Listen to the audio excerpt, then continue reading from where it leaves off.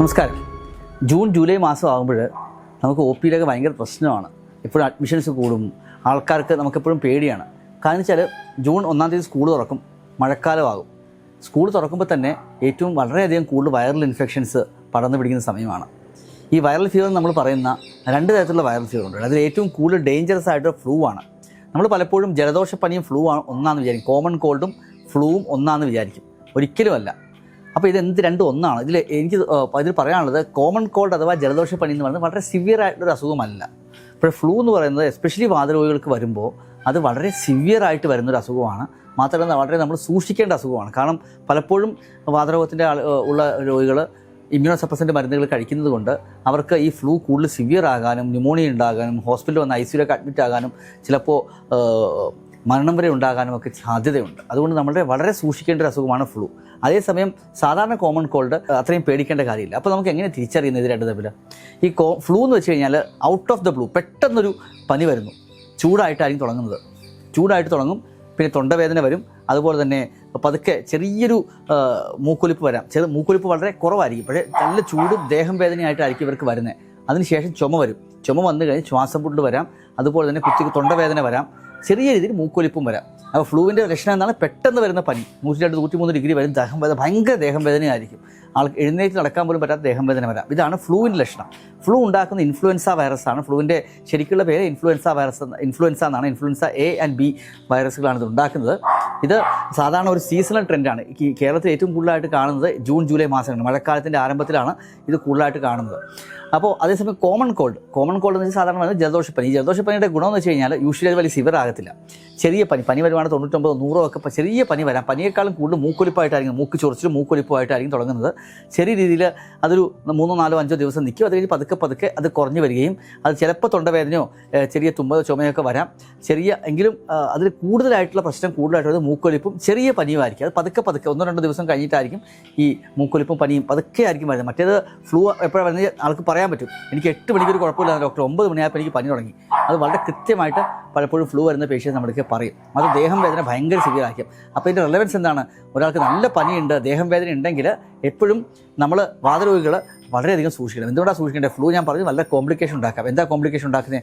അത് കുറേ ആളുകൾ ന്യൂമോണിയ ഉണ്ടാക്കും. ഫ്ലൂ കാരണമുള്ള ന്യൂമോണിയ ഉണ്ടാകാം.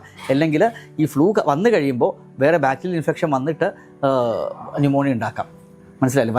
വൈറസാണല്ലോ ഈ ഫ്ലൂ ഉണ്ടാക്കുന്നത്. അത് ഫ്ലൂ വന്നു കഴിയുമ്പോൾ നമ്മുടെ ഈ ശ്വാസനാളത്തിൻ്റെയൊക്കെ കവറിങ്ങിൽ അതിൻ്റെ എപ്പിത്തീലിയത്തിന് ചെറിയ ഡാമേജ് പോലെ വരും. ഡാമേജ് വന്നു കഴിയുമ്പോൾ വേറെ ബാക്ടീരിയ വന്നിട്ട് ഇൻഫെക്ഷൻ ഉണ്ടാക്കി അതൊരു ന്യൂമോണിയ പോലെ ആവുകയും ചെയ്യും. അപ്പോൾ നമ്മൾ മനസ്സിലാക്കേണ്ട ഒരു കാര്യം, ഇൻഫ്ലുവൻസ വന്ന പേഷ്യൻസ് വളരെയധികം സൂക്ഷിക്കണം. അതാണ് ഫസ്റ്റ് പോയിന്റ്. എന്തൊക്കെയാണ് ഇൻഫ്ലുവൻസ വരാതിരിക്കാൻ നമുക്ക് ചെയ്യുക? വരാതിരിക്കാൻ നമ്മൾ ചെയ്യേണ്ട ഒന്ന്, ഇൻഫ്ലുവൻസ വാക്സിൻ അവൈലബിൾ ആണ്. എസ്പെഷ്യലി കുറേ വർഷങ്ങളായിട്ട് അവൈലബിൾ ആണ്. ഇൻഫ്ലുവൻസ എന്ന് വെച്ചാൽ ഞാൻ പറഞ്ഞു type A type B 2 influenza ഉണ്ട്. H1N1 H5N1 നിങ്ങൾ കേട്ട് കാണും. HUN ചേർത്തുള്ള കുറേ വൈറസുകളുണ്ട്. അപ്പോൾ ആ വൈറസുകൾക്കെല്ലാം തന്നെ ഇൻഫ്ലുവൻസ ഉണ്ടാക്കാനുള്ള കപ്പാസിറ്റി ഉണ്ട്.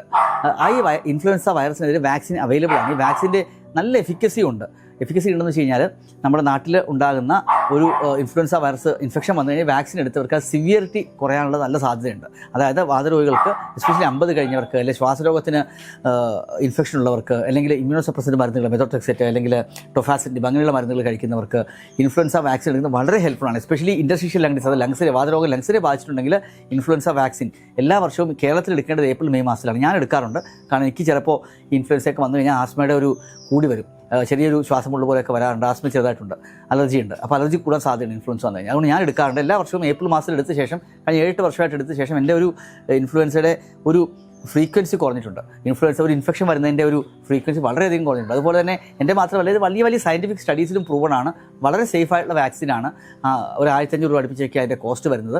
അപ്പോൾ എല്ലാ വർഷവും ഏപ്രിൽ മെയ് മാസങ്ങളിൽ ഇൻഫ്ലുവൻസ വരാതിരിക്കാനായിട്ട് വാക്സിൻ എടുക്കുന്നത് നല്ലതാണ്. എസ്പെഷ്യലി 50 വയസ്സിന് മുകളിലുള്ള ആളുകൾ, അല്ലെങ്കിൽ ശ്വാസകോശത്തിന് ബാധിച്ച ആളുകൾ, അല്ലെങ്കിൽ കുറച്ച് കൂടിയ വാതരോഗങ്ങളുള്ളവർ, അതായത് മെത്തോട്രെക്സെറ്റോ അല്ലെങ്കിൽ ടൊഫാസിൻ്റെ പോലെ മരുന്നുകൾ കഴിക്കുന്നവർ എടുക്കുന്നത് തന്നെയാണ് നല്ലത്. അല്ലെങ്കിൽ ബയോളജിക്കൽ ഇഞ്ചക്ഷൻസ് എടുക്കുന്നവരും ഡെഫിനറ്റ്ലി ഇത് എടുക്കുന്നത് തന്നെയാണ് നല്ലത്. അതാണ് ഒരു മെത്തേഡ്. രണ്ടാമത്തത്, കുട്ടികൾ സ്കൂളിൽ പോയി കഴിയുമ്പോൾ അവിടെ ഒരാൾക്ക് ഇൻഫ്ലുവൻസ ഉണ്ടെങ്കിൽ വളരെ പെട്ടെന്ന് ഇത് പടർന്നു പിടിക്കും. കോവിഡിൻ്റെ സമയത്തൊക്കെ നമുക്കറിയാം ഈ നമ്മൾ വായിലൂടെ പകരുന്നൊരു അസുഖമാണ് ഇൻഫ്ലുവൻസ. അതുകൊണ്ട് അവർ സ്കൂളിൽ പോയി തുമ്മും, അത് പെട്ടെന്ന് വേറെ പല കുട്ടികൾക്ക് കിട്ടും, ആ കുട്ടികൾ ഇത് വീട്ടിൽ കൊണ്ട് തരും, വീട്ടിൽ കൊണ്ട് എല്ലാവർക്കും സ്പ്രെഡ് ചെയ്യും. ഇങ്ങനെയാണ് ഇതിൻ്റെ ഒരു പാറ്റേൺ. അപ്പം അങ്ങനെയുള്ള ഒരു വളരെ പെട്ടെന്ന് പടർന്നു പിടിക്കുന്ന ഒരു അസുഖമാണ് ഇൻഫ്ലുവൻസ. അപ്പോൾ ഈ ഇൻഫ്ലുവൻസ പടരാതിരിക്കാനായിട്ട് ഒന്ന് കുട്ടികൾക്ക് പനി ഉണ്ടെങ്കിൽ അവരെ കുറച്ചൊന്ന് മാറ്റി നിർത്തുക. ഇപ്പോൾ അപ്പൂപ്പനും അമ്മയാണെങ്കിൽ പനിയുള്ള സമയത്ത് കുട്ടികളുടെ അടുത്ത് പോകാതിരിക്കുക, ഉണ്ടെങ്കിൽ തന്നെ മാസ്ക് ധരിക്കുക. ഈ 2 കാര്യങ്ങൾ ചെയ്ത് കഴിഞ്ഞാൽ ഫ്ലൂ കുറച്ചൊരു പരിധി വരെ നമുക്ക് പിടിച്ചു നിർത്താൻ സാധിക്കും. പക്ഷേ ഇനി ഇൻഫ്ലുവൻസ വന്നു കഴിഞ്ഞാൽ നമ്മൾ എന്താ ചെയ്യേണ്ടത്? വന്നു കഴിഞ്ഞാൽ ഒന്ന് നന്നായിട്ട് ഹൈഡ്രേറ്റ് ചെയ്യുക. ഒന്നാമത്തെ കാര്യം നന്നായിട്ട് ഹൈഡ്രേറ്റ് ചെയ്യുക. പിന്നെ ഇപ്പം ഫസ്റ്റ് ഫ്ലൂ വന്നു കഴിഞ്ഞാൽ ഇപ്പോൾ നല്ല ശരീരം വേദനയുണ്ട്, തൊണ്ടവേദനയുണ്ട്, ചെറിയ ചുമയൊക്കെ തുടങ്ങി, ദേഹം വേദന ഉണ്ടെങ്കിൽ ഒന്ന് ഫ്ലൂ ആണെന്ന് തിരിച്ചറിയുക. അതിനുള്ള ടെസ്റ്റുകൾ ഇപ്പോൾ അവൈലബിൾ ആണ്. തൊണ്ടയെടുത്ത് PCR ടെസ്റ്റ് ചെയ്ത് കഴിഞ്ഞാൽ വളരെ പെട്ടെന്ന് തന്നെ ഇപ്പോൾ റിപ്പോർട്ട് കിട്ടും. ഫ്ലൂ ആണോ ഇല്ല, ഇൻഫ്ലുവൻസ ആണോ എന്ന് നമുക്ക് മനസ്സിലാകും. പക്ഷേ ലക്ഷണങ്ങൾ കണ്ടു കഴിഞ്ഞാൽ ഏകദേശം ഫ്ലൂ ആണോ അല്ലെ നമുക്ക് തിരിച്ചറിയാൻ സാധിക്കും. പക്ഷേ ഫ്ലൂ പോലെ പ്രസൻറ്റ് ചെയ്യുന്ന വേറൊരു അസുഖമാണ് ഡെങ്കിപ്പനിയൊക്കെ ഉണ്ട്. ഇപ്പോൾ അതിനെക്കുറിച്ച് ഇപ്പോൾ ഞാൻ കൂടുതൽ ഡീറ്റെയിലോട്ട് പോകുന്നത്, ഡെങ്കിപ്പനി വരുമ്പോൾ അതിന് പ്ലേറ്റഡ് കൗണ്ടൊക്കെ കുറയും, നമുക്കറിയാം. ഡെങ്കിപ്പനിയുടെ സീസണാണിത്. പക്ഷേ ഫ്ലൂ ആണെങ്കിൽ പക്ഷേ പലപ്പോഴും ചുമയോ തൊണ്ടയൊറിച്ചിലൊക്കെ കാണും. അപ്പോൾ അങ്ങനെയുണ്ട്. പിന്നെ ദേഹം വേദനയും കാണും. അപ്പോൾ അങ്ങനെ ഉണ്ടെങ്കിൽ ഫ്ലൂ ആണോ തിരിച്ചറിയാനായിട്ട് വേണം PCR ചെയ്ത് നോക്കാം. അല്ലെങ്കിൽ ഒരു ഡോക്ടർ കണ്ടാൽ അറിയാൻ പറ്റും ഫ്ലൂ ആണോ നല്ല അറിയാൻ പറ്റും.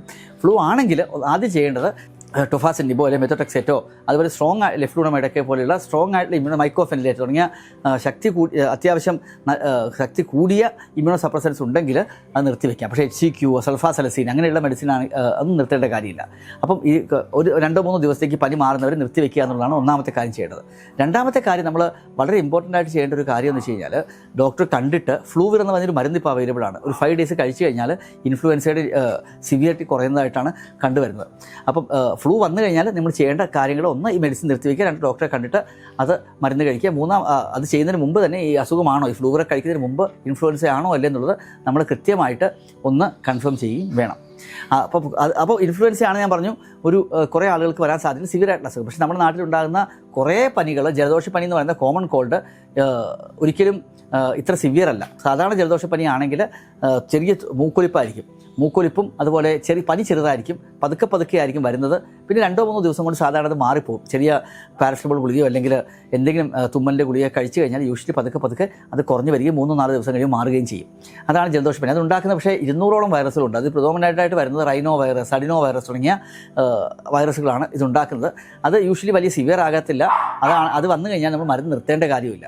അപ്പോൾ പറഞ്ഞു വന്നത്, നിങ്ങൾക്കൊരു പനിയുണ്ട് അല്ലെങ്കിൽ നല്ല ചുമയുണ്ട്, തൊണ്ടവേദനയൊക്കെ ഉണ്ടെങ്കിൽ ഫ്ലൂ ആണോ ഇൻഫ്ലുവൻസ ആണോ അല്ലേ എന്നുള്ളത് നമ്മൾ തിരിച്ചറിയുക. ഇൻഫ്ലുവൻസയും കോമൺ കോൾഡും, അതായത് ജലദോഷപ്പനിയും ഇൻഫ്ലുവൻസയും ഒന്നല്ല. അതാണ് നമ്മൾ ആദ്യം മനസ്സിലാക്കേണ്ടത്. ഈ ജലദോഷപ്പനിയുടെ കാര്യം ഞാൻ പറഞ്ഞില്ല, 200ഓളം വൈറസ് ഉണ്ടാകുന്നത് കൊണ്ട് വാക്സിൻസ് ഒന്നും ഇതിന് ഡെവലപ്ഡ് അല്ല. കാരണം ഒന്ന് സിവിയർ ആയിട്ടുള്ള അസുഖം അല്ലാത്തത് കൊണ്ട് വാക്സിൻസിൻ്റെ ഒന്നും ആവശ്യമില്ല. മാത്രമല്ല വാക്സിൻസ് എടുത്തു കഴിഞ്ഞാൽ അതിനുള്ള വാക്സിൻസ് കണ്ടുപിടിക്കപ്പെട്ടിട്ടുമില്ല. ഇപ്പോൾ 1-2 വൈറസിന് വാക്സിൻ ഉണ്ടെന്നൊക്കെ പറയുന്നുണ്ട്. പക്ഷേ യൂഷ്വലി അത് സാധാരണ ജനങ്ങൾക്ക് റെക്കമെൻഡ് അല്ല. പക്ഷേ ഇൻഫ്ലുവൻസയ്ക്ക് സിവിയർ ഡിസീസ് ആകുന്നതുകൊണ്ട് വാതിലുകൾക്ക് അതിൻ്റെ വാക്സിൻ എടുക്കുന്നത് നല്ലതാണ്.